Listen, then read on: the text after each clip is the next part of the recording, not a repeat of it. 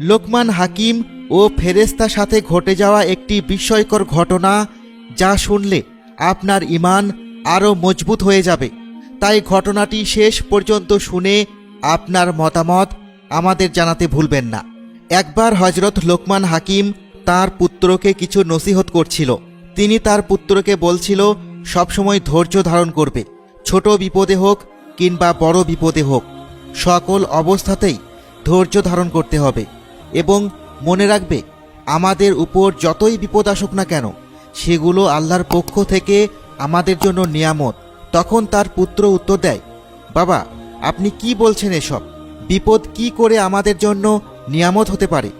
আমি আপনার মতো অত বুজুর্গ নই, অত ধৈর্যশালীও নয়, সুতরাং এগুলো আমাকে নসিহত করে কোনো লাভ নেই। কিন্তু লোকমান হাকিম তার পুত্রকে বারবার বোঝাতেই লাগলেন বিপদ হলো মুমিনদের জন্য নিয়ামত, কিন্তু তার পুত্র কিছুতেই বুঝতে চায় না। যাই হোক, কোনো একদিন লোকমান হাকিম ও তার পুত্র একটি শহরের উদ্দেশ্যে সফরে যাওয়ার জন্য রওনা দিল। তারা দুজনে দুটি ঘোড়া নিল এবং সাথে করে বেশ কিছু খাবার এবং পানি নিয়ে সেই শহরের উদ্দেশ্যে রওনা হলো। তারা যখন সফরের উদ্দেশ্যে রওনা হলো সেই সময়টা ছিল গ্রীষ্মকাল এবং তারা যখন জঙ্গলের মধ্য দিয়ে ঘোড়ায় চড়ে যাচ্ছিল তখন তাদের ঘোড়াগুলো অতিরিক্ত রোদের কারণে ক্লান্ত হয়ে পড়েছিল। ঘোড়া যেন আর চলতেই পারছিল না। এরপর লোকমান হাকিমের ছেলে বলল, তাহলে বাবা, যেহেতু ঘোড়াগুলো আর চলতে পারছে না, চলো আমরা হেঁটে হেঁটেই সামনের দিকে এগিয়ে যাই। এরপর তারা দুজনেই ঘোড়া থেকে নেমে গেল এবং সামনের দিকে এগোতে লাগলো। ইতিমধ্যেই তাদের সকল খাবার ও পানীয় শেষ হয়ে গিয়েছে।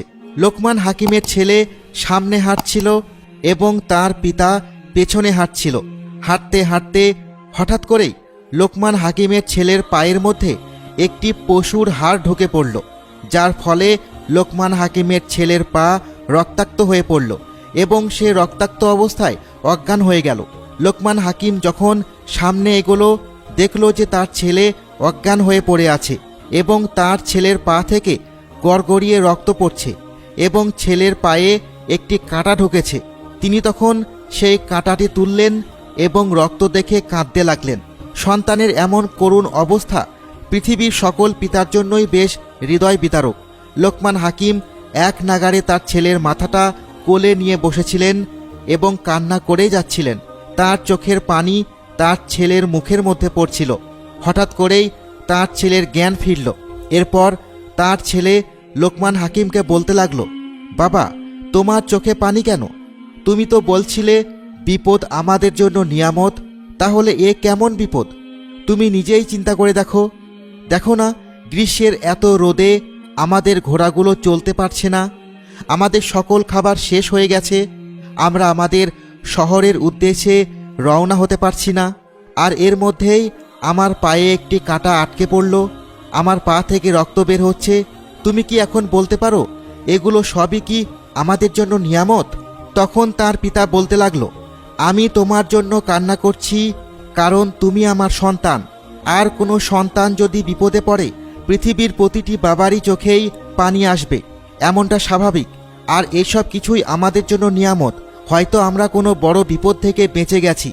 এরপর লোকমান হাকিম দেখল দূর থেকে একটি ছায়া দেখা যাচ্ছে এবং কোনো এক অজানা ব্যক্তি তার সামনে আসছে। তিনি মনে মনে ভাবলেন, হয়তো কেউ আমাদেরকে সাহায্য করার জন্য আসছে। এবং যখনই সেই অজানা ব্যক্তিটি তার সামনে আসলো তখনই সে অদৃশ্য হয়ে গেল। এরপর হঠাৎ করে গায়েব থেকে আওয়াজ আসছিল, তোমাদের কি হয়েছে? তোমরা কি নিয়ে কথা বলছো? তোমার পুত্র তোমাকে কি বলছে?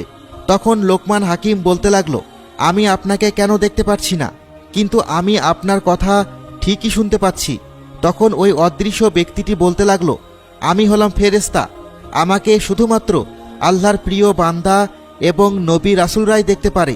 আমার কথা মনোযোগ দিয়ে শুনুন। আসলে আপনারা আজ অনেক বড় বিপদ থেকে বেঁচে গেলেন।